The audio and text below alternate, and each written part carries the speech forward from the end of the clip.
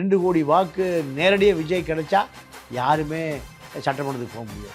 விஜய் தான், விஜயுடைய சகாக்கள் தான் சட்டமன்ற உறுப்பினர் எங்கே போக முடியும், சட்டசபைக்கு போக முடியும். மக்களோட ஒரே பிரதிநிதி நாம மட்டும்தான். லயன் ஸ்குவாஷ் அசல் பழங்களிலிருந்து தயாரிக்கப்பட்ட ரியல் ஸ்குவாஷ் கூலா ஜோரா. இந்த தேர்தல் முடியும் போது சீமானுடைய கதையும் முடிந்து போயிடும். சீமானுக்கு ஓட்டு போட்ட அத்தனை பேரும் இப்போ விஜய் பக்கம் போயிட்டான். சென்ட் ஜார்ஜ் கோட்டையில் டிவிக்கு ஆளும் கட்சியா எழும். மாநாட்டுக்கு கடந்த வாரம் தொடர்ந்து வசூலில் இருக்கார். போய் மணல் கடத்தல் சேகரிட்டு போய் பணம் வாங்கியிருக்கார். யார்? சாட்டை. முதலமைச்சர் ஆவதற்காக வந்த வைகோ பல நாள் வேலூர் ஜெயிலில் அடைபட்டு கிடந்தார். முதலமைச்சராக வந்து சீமா பாண்டிச்சேரி ஜெயிலையும் பல மாதம் குண்டாசில் என்எஸ்ஏல கிடந்தார். திருமாவளவன் எத்தனை வழக்கு, எத்தனை தாக்குதல். விஜய் ஒரு 6 மாதம் ஜெயிலில் இருப்பாரா, ஒரு குண்டா சடத்தில் இருப்பாரா, ஒரு என்எஸ்ஏல இருப்பாரா, ஒரு தடா பொடாவில் இருப்பாரா? குடி நோயாளியாக போய் அவன் 50 வயசில் இறந்தார்.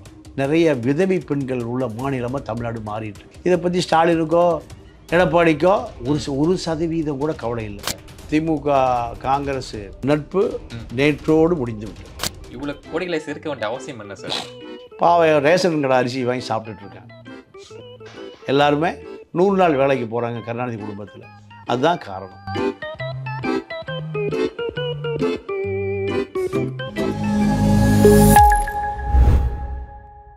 நாதாஸ் நேயர்களுக்கு வணக்கம் and welcome to the show. இனி நம்ம கூட தமிழா பாண்டியன் சார் இருக்காரு. வணக்கம் சார். வணக்கம். எப்படி சார் இருக்கீங்க? நல்லா இருக்கேன். இப்போ மதுவை கம்பேர் பண்ணுறப்ப போதைப் பொருள் ரொம்ப ஜாஸ்தி புழக்கமாயிருக்கு. இதுக்கு என்ன காரணம் சார்? யார் பொறுப்பு எடுக்க போகிறா? அதுக்கு இல்லைங்க, இதுக்கு காவல்துறை தாங்க பொறுப்பு. காவல்துறைக்கு முழு அதிகாரம் கொடுத்தால் 24 மணி நேரத்தில் கஞ்சா இல்லாத தமிழ்நாடை மாற்ற முடியும். ஆனால் இந்த காவல்துறையை யார் கட்டுப்படுத்துகிறாலும் அரசியல்வாதி கட்டுப்படுத்துகிறான். அரசியல்வாதி சமூக விரோதிகளோட கை கொடுத்துருக்கான். சமூக விரோதிகள் கஞ்சா வியாபாரத்தை பண்ணுறான். அப்போ யார் பொறுப்பு? அரசியல்வாதி தான். அரசியல்வாதிகள் அதிகாரிகள் 2 பேரும் தான் அந்த கஞ்சா வியாபாரிகள். நீங்கள் கல்லூரி பள்ளியெல்லாம் கஞ்சா வந்துருச்சு. காவல்துறைக்கு கஞ்சா விற்கிற அத்தனை பேருடைய பட்டியலும் தெரியும். ஆனால் காவல்துறை அவர்களை ஒடுக்குவதற்கு அரசிடமிருந்து எந்த உத்தரவும் வரல. அதை ஏன் கொடுக்க மாட்டாங்க? அரசியலை கண்ட்ரோல் பண்ணுறது யார்? யார் கண்ட்ரோல் பண்ணணும்? இந்த சமூக விரோதிகள் அரசியலில் ஒளிஞ்சிருக்கான். எங்கே ஒளிஞ்சிருக்கான்? அரசியலில் ஒளிஞ்சிருக்கான், ஆளுங்கட்சியில் ஒளிஞ்சிருக்கான். அப்புறம் எப்படி ஒழிப்பீங்க? ஒருத்தரை பிடிச்சிட்டு ஸ்டேஷனுக்கு கொண்டு போனால் 10 ஃபோன் போயிடும் இன்ஸ்பெக்டர். யோ நம்ம ஆளு. நீங்கள் இந்த பக்கம் திமுக சேர்ந்த ஒரு மகளிர் அணி தலைவி, அந்த அம்மா தொழிலே கஞ்சா விற்கிறது தான். ஏதோ பெரிய பொறுப்புக்கே வந்துருக்கு. அப்போ காவல்துறை போய் பக்கத்தில் போவானா? போக மாட்டான். டிஜிபியாக ஓய்வு பெறுகிற சைலேந்திர பாபு ஒரு 2500 பேருடைய வங்கி கணக்கை முடக்கிறன்னார். முடக்க வேண்டியது அவனுடைய கஞ்சா வியாபாரத்தை, வங்கி கணக்கை அல்ல. இதுக்கு ஒரு டிஜிபி வேணுமா? ஏன் இந்த 2500க்கு பின்னாடி ஒரு பெரிய அரசியல் இருக்குது. அரசியல் இருந்த காரணத்தினால அதிகாரிக்கு அதிகாரம் இல்லை, இன்ஸ்பெக்டருக்கு அதிகாரம் இல்லை, ஏசிக்கு அதிகாரம் இல்லை, டிசிக்கு இல்லை. ஏன்? அவன் பூரா இதில் ஒழிஞ்சிருக்கான். கருப்பு சேப்பில் ஒழிஞ்சிருக்கான், கருப்பு சேப்பு வெள்ளையில் ஒழிஞ்சிருக்கான். இது 2 பேர் தான் பார் நடத்துகிறவன் அவன் தான், கஞ்சா விற்கிறான் அவன் தான், இப்போ பச்சைப்பட்டு பேர் விற்கிறவன் தான், அபின் விற்கிறவன் தான், ஹெராயின் விற்கிறவன் எல்லாம் எங்கே ஒழிஞ்சிருக்கான்? கரைவேட்டிக்கு திராவிட இயக்கத்து. இதுக்கு பேராக திராவிட பானமாகி போச்சு. திராவிட போதை, திராவிட பானம். இந்த விஷயங்கள் முதல்வருக்கு தெரிய வாய்ப்பு இருக்கா சார்? முதல்வரே தான் நடத்துகிறாரு. முதல்வருக்கு எப்படி தெரியாமல் எப்படி இருக்குது? ஜெயலலிதா வீட்டில் தான் மிடாஸ் கோல்டு சாராய ஃபேக்ட்ரி முகவரியே இருந்தது. இப்போது திமுக டிஎம் ஜெயமுருகன் பெரிய சாராய அதிபர். முதலமைச்சர் அலுவலகத்துக்கு அவர்கள் தான் இவர்களை கட்டுப்படுத்துகிறார். பாட்டிலுக்கு இவ்வளோ கொடுத்துடணும். செந்தில் பாலாஜி ஒரு பெரிய டாஸ்மார்க் துறை அமைச்சராக இருந்த பொழுது நீங்கள் அரசுக்கு வரி கட்டாமலே பல கோடி போகுதுன்னு யார் சொல்கிறா? அவங்க நிதியமைச்சரே சொன்னார். அரசியல் ஒரு பெரிய லீக்கேஜ் இருக்குங்கன்னார், ஒரு கசிவு இருக்குது, பல 1000 கோடி அதில் போயிருதுன்னார். அதுக்கு பின்னாடி சொன்னது பின்னாடி அவர் என்ன ஆனார்? டம்மியாக போயிட்டார். ஃபைனான்ஸ்லேருந்து ஐடிக்கு போயிட்டார். அப்போது எல்லா ஆளுங்கட்சி அமைச்சர்கள், முதலமைச்சர் அலுவலகம், முதலமைச்சர் செயலாளர், தனிச் செயலாளர், ஆளுநர் எல்லாத்துக்கும் இந்த சாராய ஆலையில் நடக்கிற இப்போ அதாவது லிக்கர் லாபி, லிக்கர் பாலிடிக்ஸ். இந்த தேர்தல் வந்துருச்சுல்ல, இது 50 சாராய ஆலை இருக்குது. 50 சாராய ஆலை அதிபர்களும் பல கோடிகளை நீங்கள் கொண்டு யார் கொடுக்க போகிறான்? அனைத்து கட்சிக்கும் பிரித்து கொடுக்க போகிறான். அப்புறம் எப்படி சாராயத்தை ஒழிப்பீங்க? யாராவது மது விலக்குங்கிற ஒரு கோஷத்தை வெளியே வச்சுருக்காங்களா? இல்லையே. அது நடைமுறைக்கு சாத்தியமாகுமா சார்? 100 குஜராத்தில் 75 வருஷமாக சாராயங்கிற வாடையே இல்லையே. அது எப்படி சாத்தியமாகாம இந்த நாடு நடக்குது? பெரும் தொழில் போல் எங்கேருந்து வர்றான்? குஜராத்திலேருந்து தான் வர்றான். 75 ஆண்டு காலமாக காந்தி பிறந்த மண்ணில் என்ன இல்லை? கல்லுக்கடை, சாராய கடையே இல்லை. ஒழிக்க முடியும், சாதாரணமாக ஒழிக்க முடியும். அதுக்கான முயற்சி செய்வதில்லை. ஏன்னா மாவட்ட செயலாளர்களும் மந்திரிகளுமே சாராய ஆலை அதிபராக இருக்கு. இப்போ இந்த போதைப் பொருள் ஒழிப்புக்கு என்ன நடவடிக்கை எடுக்கலாம் சார்? காவல்துறைக்கு முழு அதிகாரம் கொடுத்தாலே ஒழிக்கப்படும். காவல்துறை தான், காவல்துறையுடைய கை கட்டப்பட்டிருக்கு. காவல்துறைக்கு அதிகாரம் கொடுத்தால் அத்தனை மது மாஃபியாக்கள், கஞ்சா மாஃபியாக்கள், போதை மாஃபியாக்கள் தப்பி ஓடிடுவோம். காவல்துறைக்கு அதிகாரம் கொடுக்கல. காவல்துறை அவனை கமிஷன் வாங்கிட்டு இருக்கான். அதிகாரி நடவடிக்கை எடுக்காத காரணம் அரசியல்வாதியும் அவன் அரசியல்வாதியாக இருக்கான். மது விற்கிறவன் 5500 டாஸ்மாக் பார். அந்த பார் யார் நடத்துகிறா? திமுகவை சேர்ந்த வட்ட செயலாளர்கள் தான் நடத்துகிறான். 24 மணி நேரம் என்ன கிடைக்குது? சரக்கு கிடைக்குது. அரசு உத்தரவு காலையில் 12 மணிக்கு திறக்கணும், ராத்திரி 10 மணிக்கு மூடிடணும். போய் பாருங்கள், 24 மணி நேரம் கடை நடக்குது. எப்படி சாத்தியம்? காவல்துறை தெரியாமல் நடத்த முடியுமா? இல்லை காவல்துறைக்கு உத்தரவு போடுகிற அமைச்சர் தெரியாமல் நடத்த முடியுமா?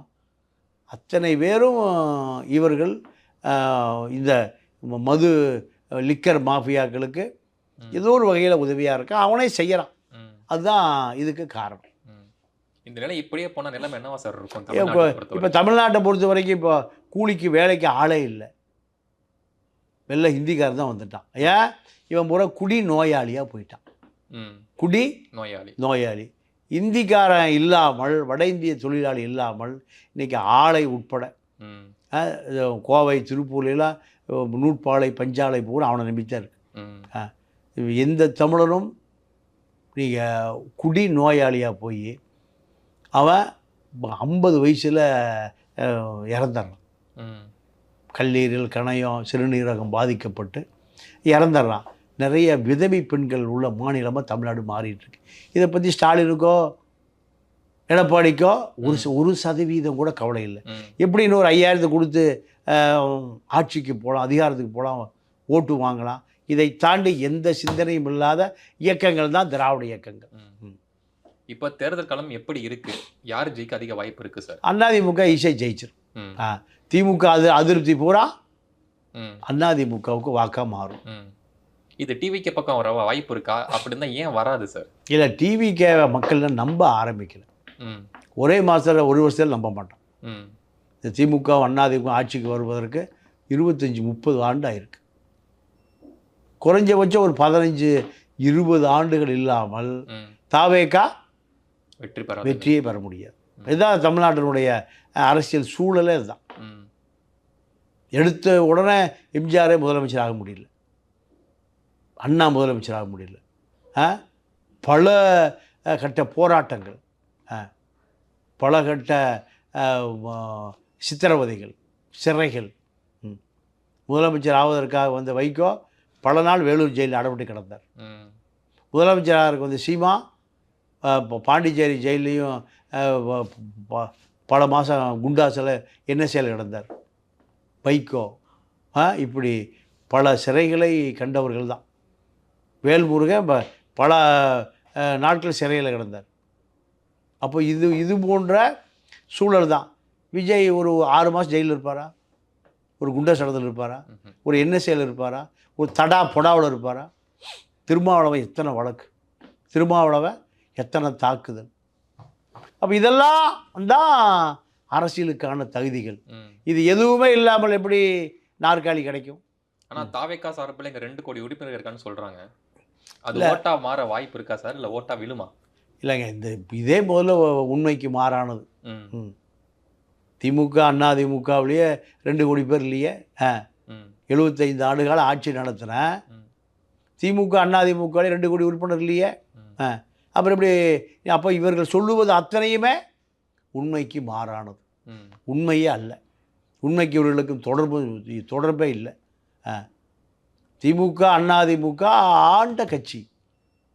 இந்த கட்சியிலே 2 கோடி பேர் உறுப்பினர்னா, 2 கோடி பேர் தாவேக்கால் உறுப்பினர்னா, நாளைக்கே அவர் முதலமைச்சர். ம். நாளைக்கே முதல்ல. முதலமைச்சர். 6.5 கோடி வாக்காளர்களில் 30% பேர் ஓட்டு போடுறதில்ல. ம்.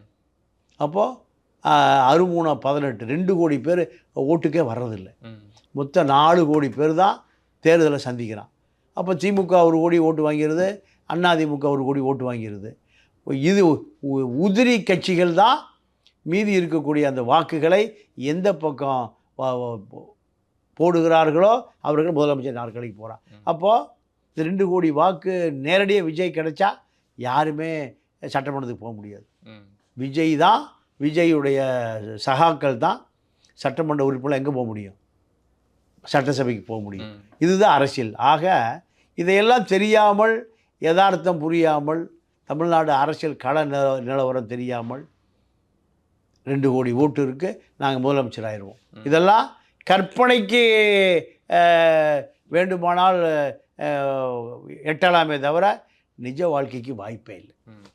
ஒருவேளை தாவேக்கா கூட கூட்டணி சேர்ந்தா தாவேக்கா வெற்றி பெற வாய்ப்பு இருக்கா சார்? அப்படி வெற்றி வாய்ப்பு வரணும்னா எந்த கூட்டணியும் அவங்க கூட சேரணும் சார்? இல்லை, யாரும் கூட்டணி யாரும் வரமாட்டாங்க, யாரும் சேர மாட்டாங்க. ம். திமுக ஒரு வலுவான கூட்டணியில் இருக்குது, அதிமுக ஒரு வலுவான கூட்டணியில் இருக்குது. வேறு யார் வருவா? ம். தாவேக்கா தனித்து நிற்பதை தவிர வேறு அரசியலும் இங்கே இல்லை. ம். காங்கிரஸ் தாவேக்கால் வருவதற்கு இப்போ தயார் நிலையில் இருக்குது. திமுக இப்போ கழட்டி விட்டுருச்சு. ம். வாக்கே இல்லாத காங்கிரஸ் தாவேக்காவோட வரும்போது என்ன வாக்கு வரும்? ம். பெரிய மாற்றம் நடக்காதுன்னு சொல்றாங்க. நடக்க எதுவுமே நடக்காது. திமுக, அதிமுக ரெண்டுமே கிளைக்கழகம் வரை ஊடுருவி இருக்கு. காங்கிரஸுக்கு ஆளே இல்லை, தாவேக்காவுக்கும் ஆள் இல்லை. இனிமேல் தான் அந்த அமைப்பு கட்டமைக்கப்படணும் தாவேக்காவுக்கு. அப்போ இப்படி ஆட்சிக்கு வரும். தாவேக்கா என்பது இப்போ ஆட்சிக்கு போவதற்கான வேலைகளை ஆரம்பித்திருக்கு. 10 ஆண்டு காலம் அரசியல் பண்ணணும், 15 ஆண்டு காலம் அரசியல் பண்ணணும். 3 சட்டமன்ற தேர்தல், 3 நாடாளுமன்ற தேர்தல், 3 உள்ளாட்சி தேர்தல், இதையெல்லாம் சந்தித்த பிறகுதான் அதற்கான ஆட்களை தயாராகும். அதற்கு பிறகுதான் அதிகாரம் என்பது நீங்கள் மக்கள் எந்த அளவுக்கு ஆதரவு தருகிறார்கள் என்பதை பொறுத்து தான் முடிவு செய்யப்படுமே தவிர எடுத்து நேரடியாக முதலமைச்சர் நாற்காலிக்கு போன எந்த அரசியல் தலைமை வரைக்கும் இல்லை. இப்போ தேர்தல் காலம் எப்படி இருக்கு? டிவிகே வெர்சஸ் டிஎம்கேன்னு தான் இருக்கா, இல்லை அதில் மாற்று கருத்து இருக்கா சார்? இல்லைங்க, அதாவது திமுக, அதிமுக அடுத்து தான் தாவேக்கா. 3 முனை போட்டியில் தான் 3 முனை போட்டியில் தான் இருக்குது. தாவேக்கா வந்து ஆதவ் அர்ஜுனா ஒரு பெரிய பிம்பத்தை கட்டமைக்கிறார். ஏன்னா அவர்கிட்ட ஒரு 50 பேர் கொண்ட வலுவான ஐடி விங் இருக்குது. அதில் சொன்னால் உண்மையாக போயிடாது. திமுகவும் பெரிய ஐடி விங் வச்சுருக்கு. அதில் அத்தனை பத்திரிகையாளர் அங்கே தான் மறைமுகமாக வேலை செய்கிறார். திமுகவை முன்னிலைப்படுத்துவதற்காக. அதிமுக ராஜ்யத்தையை எடப்பாடிகிட்ட பல கோடியை வாங்கிட்டு எவனுக்குமே வேலையே வாங்குறதில்ல, வேலையும் செய்கிறதில்ல. ஆனாலும் அதிமுக களத்தில் இருப்பதை போல ஒரு பிம்பம் இருக்குது. தாவேக்கா இல்லை, அதிமுகவுக்கு பின்னுக்கு தள்ளிட்டு நாங்கள் தான் முன்னாடி நிற்கிறோன்னு ஒரு பிம்பத்தை கட்டமைக்கிறார்கள். அது உண்மை அல்ல. இப்போ சாட்டை துரைமுருகன் எடுத்துக்கிட்டோம் அப்படின்னா விஜய் அவர் ரொம்ப கடுமை விமர்சிக்கிறாரு. இந்த அளவுக்கு கடுமை விமர்சனம் வர என்ன காரணம் சார்? அவர் திமுக 2 கோடி ரூபாய் வாங்கி தான் அந்த சேனலை ஆரம்பித்தார். சபரீசனுக்கு விசுவாசமான நபர். சபரீசனுடைய அந்த ஜி ஸ்கொயருக்கும் சிங்காநல்லூர் எம்எல்ஏவுக்கும் 100 கோடி ரூபா இடத்து பிரச்சனை. இதில் ஜி ஸ்கொயர் பாலா சொல்லி சிங்காநல்லூர் எம்எல்ஏ ஜெயராமனை சாட்டை போட்டு வெளுக்கிறார். இதான் பின்னணி. அப்போ இவர் எப்படி உண்மையான நபராக இருக்கும்? இப்போ மாநாட்டுக்கு கடந்த வாரம் தொடர்ந்து வசூலில் இருக்கார். போய் மணல் கடத்தல் சேகர் ரெட்டிகிட்ட போய் பணம் வாங்கியிருக்கார். யார்? சாட்டை. இப்படி சமூக விரோத கனிம வள கடத்தல் அத்தனை பேருடைய வசூல் பண்ணுகிற இந்த சாட்டை எப்படி உண்மையாக இருப்பார்? ஒருத்தர் பார்த்துட்டு சொன்னார், அப்படியே அமைச்சர் மாதிரி பழன்னு இருக்காருங்க. யார்? சாட்டை. திமுக தரப்பு கோடிகளை கொட்டி கொடுக்குது. இப்போ அவர் சேகர் ரெட்டியை போல பல ரெட்டிகளை பட்டியல் எடுத்துகிட்டு இப்போ பல கோடி ரூபா வசூல் பண்ணிகிட்டு இருக்கார். சீமானுக்கு பாதி, இவருக்கு பாதி. இவர் அக்மாருக்கு திமுகவுடைய ரகசிய ஏஜென்ட், திமுகவுடைய பி டீம். ஜி ஸ்கொயருக்கும் சிங்காநல்லூர் ஜெயராமனுக்கு சண்டையில் சிங்காநல்லூர் ஜெயராமனோட காசே வாங்கியிருக்கார். 5 லட்ச ரூபா வாங்கியிருக்கார். ஆனால் 2 கோடிக்கு தானே விசுவாசமாக இருக்கணும், 5 லட்சத்துக்கு எப்படி விசுவாசமாக இருக்க முடியும்? இதுதான் சாட்டையினுடைய சேட்டை. மகளிர் உரிமை தொகை 5000 கொடுத்துருக்காங்க. இது அரசியல் நோக்கம் தானே சார், இல்லை வேற எது கருத்து இருக்குமா சார்? இல்லைங்க, அதாவது தேர்தல் வருது, தேர்தல் வருகிற பொழுது 5000 கொடுத்தா மக்கள் ஓட்டு போடுவான்னு நினைக்கிறாங்க. இதெல்லாம் தேர்தல் எடுபடாது. மக்கள் நினைக்கிறான் இந்த 5000 ஸ்டாலினுடைய சொந்த காசா, மக்கள் வரி பணம். இன்னும் சொல்ல போனால் எஸ்சி எஸ்டி ஃபண்டு மத்தியிலிருந்து வந்த நிதி தான் இந்த 6000 கோடி. இது எல்லா மக்களுக்கும் தெரியுது. தாழ்த்தப்பட்ட ஒடுக்கப்பட்ட மக்களுக்காக மத்திய அரசு கொடுக்குற நிதியில் இருந்து இப்போ 5 லட்சம் கோடி கடனில் இருக்குது. 5 லட்சம் கோடி திமுக அமைச்சர்கள் வீடுகளில் கிடக்கு. 1,40,000 கோடி வேலு கடன் வாங்கியிருக்காரு நெடுஞ்சாலைத்துறையில். அந்த 1,40,000 கோடி எங்கே இருக்குது? எங்கேயாவது ரோடு இருக்குது? நெடுஞ்சாலை ரோடு போட்டிருக்கா? எங்கேயுமே இல்லை. சாதாரண பஸ் கண்டக்டரு இன்றைக்கி அவர்கிட்ட 1,40,000 கோடி ரூபா இந்த 4.5 வருஷத்தில் போட்டு எடுத்திருக்கார். நீங்கள் மணப்பாக்கன்னு ஒரு கிராமம், அங்கே விமான நிலையம் கட்டுகிற இடத்தில் திமுக மாப்பிள்ளைக்கு நெருக்கமான மோகன் மகன் கார்த்தி 2 பேரும் ஒரு 40,000 கோடி ரூபா ப்ராஜெக்ட் நிலத்தை மிரட்டி வாங்குகிறார்கள். அங்கே ஸ்கொயர் ஃபீட்டு 9,000 ரூபா போகுது. 600 ரூபா போட்டு பத்திரப்பதிவு நடக்குது. 600 ரூபா போட்டு அரசுக்கு எவ்வளோ இழப்பு. கஞ்சா விற்கிறவன் பண்ணுறத அயோக்கியத்தனத்தை விட இது அதிகமாக இருக்குது. போதை விற்கிறவன் செய்கிற அநியாயத்தை விட அது சமூகமே கெட்டு போகுது, இது நாடே கெட்டு போகுது. 150 ஏக்கர் விமான நிலையம் உருவாவதை தடுத்து பரந்தூர் போய் விமான நிலையத்துக்கு இங்கே நான் 40,000 கோடி ரூபாய்க்கு ஒரு பட்ஜெட், ஒரு மிகப்பெரிய வில்லா கட்டி விற்க போகிறேன். திமுக குடும்பம் ஆதரவு இல்லாமல் இதெல்லாம் நடக்குமா? 9,000 ரூபா ஸ்கொயர் ஃபீட் எங்கே? 600 ரூபா யார் ஆக்கியது? 600 ரூபா சென்னை சிட்டிக்குள்ளே எங்காவது 600 ரூபாய் ஸ்கொயர் ஃபீட் இடம் கிடைக்குமா? வாய்ப்பே இல்லை. இப்போ 9,000 10,000 ஸ்கொயர் ஃபீட் இடம் 600 ரூபாய்க்கு பத்திரப்பதிவு நடக்குது. நான் சொல்லுகிறது பொய்னா நீங்கள் ஆர்டிஐ போய் போட்டு பாருங்கள். ஆர்டிஐயில் மணப்பாக்கத்தில் 150 ஏக்கர் இவர்களுக்கு கட்டுப்பாட்டுக்கு வந்துருச்சு. விமான நிலையத்துக்கு பின்னாடி உள்ள இடம், விமான நிலையத்துக்கு இடம் இல்லை.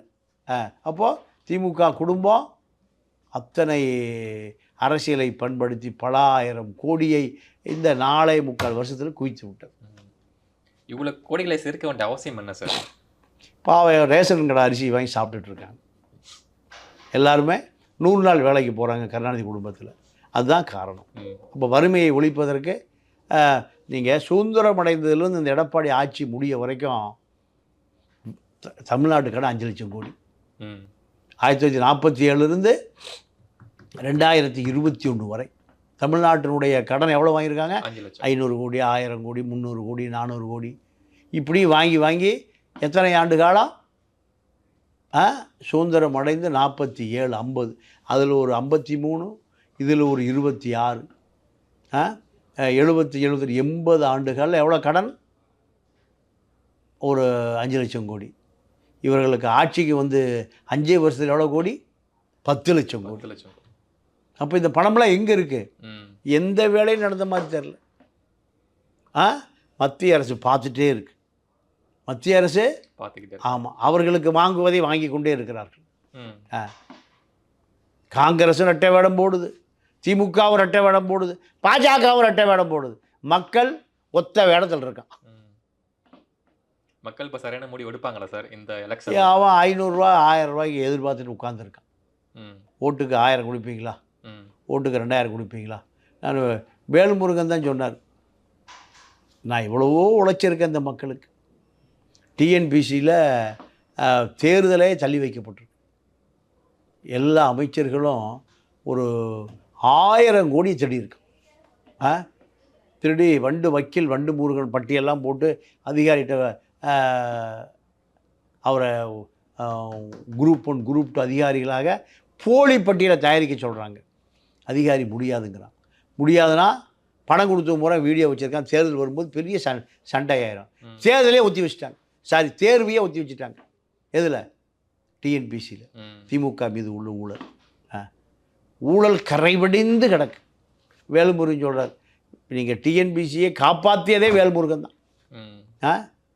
டிஎன்பிசியில் மற்ற மாநிலத்தை சேர்ந்தவனு இங்கே அதிகாரியாக வரலான்னு ஒரு சட்டம் போட்டது இந்த திராவிட இயக்கம் தான். இந்தியாவில் எந்த மாநிலத்திலையும் சொந்த மாநிலத்தை சார்ந்தவனை தவிர எவனும் அந்த ஸ்டேட்டில் அரசு அதிகாரியாக போக முடியாது. ஆனால் இங்கே யார் வேண்டுமானாலும் போடலாம்னு ஒரு ஓபிஎஸ் முதலமைச்சர் இருக்கும்போது சட்டம் போட்டார். நீங்கள் டிஎன்பிசி அலுவலகத்தை பூட்டி பெரிய போராட்டம் நடத்தி அதை வாபஸ் வாங்க வைத்தவர் வேல்முருகன். இப்படி திராவிட இயக்கம் ஒழிக்கப்பட வேண்டிய இயக்கம் என்பதில் பல தலைவர்கள் வருவதற்கு காரணமே இந்த திராவிட இயக்கத்தின் மீது உள்ள வெறுப்பு தான். இப்போ சீமான் அவர்கள் அப்போ அரசியல் களத்தில் இல்லாத மாதிரியான ஒரு ஸ்டேஜில் இருக்கார். ஸோ அவருக்கு இந்த எலெக்ஷனில் எந்த அளவுக்கு வெற்றி வாய்ப்பு இருக்குது சார்? இந்த தேர்தல் முடியும் போது சீமானுடைய கதையும் முடிந்து போய்விடும். சீமானுக்கு ஓட்டு போட்ட அத்தனை பேரும் இப்போ விஜய் பக்கம் போயிட்டான். விஜய் வாக்கை சீமானுடைய வாக்கை நம்பித்தான் இருக்குது. அதனால் அந்த தேர்தல் முடிவு என்பது சீமானுக்கு மிகப்பெரிய பெருத்த பின்னடைவை உருவாக்கி வைத்திருக்கிறது. அதனால தான் ஒரு மாநாடெல்லாம் போடுறாரு. எந்த மாநாடு போட்டாலும் சீமானுடைய அரசியல் வாழ்க்கை என்பது 26 தேர்தலோடு தேடப்படுகிற நபராக மாறி போய் விடுவார். ஏன்னா வாக்கு சதவீதம் வந்து குறைய வாய்ப்பு இருக்கா சார், இல்லை மொத்தமாக மாறுமா சார் வாக்கு சதவீதம் என்பது? இல்லை, அவருக்கு இப்போ 2% வந்துடும். அது 8லேருந்து 2க்கு வர வாய்ப்பு இருக்குன்னு கண்டிப்பாக. ஏன்னா சீமான் மீது இருக்கிற அந்த திரைப்பட கவர்ச்சி தான் அது பூரா அப்படியே எங்கே வந்துடும், விஜய்க்கு வந்துடும். அதனால் சீமானுடைய அரசியல் முடிவுக்கு வந்துடும். இப்போ விஜய் வருகையால் இந்த எலெக்ஷனில் திமுகவுக்கு பாதிப்பு இருக்கா சார்? ஆமாம், இது இப்போ கிறித்துவ வாக்கு முழுக்க வெளியேறிடும். விடுதலை சிறுத்தையினுடைய தலித்து வாக்கும் வெளியேறிடும். இது இந்த ரெண்டும் காங்கிரஸ் விஜயோடு சேர்க்கிற பொழுது முஸ்லீம் வாக்குகளும் மாறுவதற்கு வாய்ப்பு இருக்கு. இதுதான் திமுகவினுடைய சரிவு, திமுகவினுடைய வாக்கு வங்கி சரிவு. இதை பாஜகவே திட்டமிட்டு காங்கிரஸை உடைப்பதற்கான வேலைகளை காங்கிரஸில் உள்ள பாஜக உளவாளியான பிரவீன் சக்கரவர்த்தி மூலம், மாணிக் தாகூர் மூலம் முடித்து வைத்து விட்டது. இப்போ காங்கிரஸ் பொறுத்த வரைக்கும் திமுகவில் பவர் ஷேரிங் கேட்குறதா ஒரு தகவல் போயிட்டு இருக்கு. ஸோ எந்த அளவுக்கு உண்மை சார்? பவர் ஷேரிங் கொடுக்க வாய்ப்பு இல்லை, அது வாய்ப்பு இல்லை. திமுக காங்கிரஸ் நட்பு நேற்றோடு முடிந்து விட்டது. ஸோ காங்கிரஸ் வெளியே வரப்போகிறது கிட்டத்தட்ட 100% உண்மையாகிவிட்டது. இப்போ வெளியே வர காங்கிரஸ் யார் கூட கூட்டணி போவாங்க அப்படிங்கிற? தாவேகா தான். அவங்களுக்கு எல்லாம் ஒரே ஆப்ஷன் தாவேகா தான். சார் இறுதியாக ஒரு கேள்வி. இப்போ ஓபிஎஸ் அவர்கள் நிலைப்பாடு என்ன? ரொம்ப அமைதியாகவே இருக்காரு. இல்லை, ஓபிஎஸ்க்கு 3 சீட் தரேன்னு அமித்ஷா அதிமுக கூட்டணிக்கு வர சொல்கிறார். அவர் அவைத்தலைவர் கேட்குறாரு. அவைத்தலைவரை சசிகலாவும் கேட்குது. 2 பேரும் அதிமுக வந்தால் மீண்டும் 3 அதிமுக ஆயிரும்.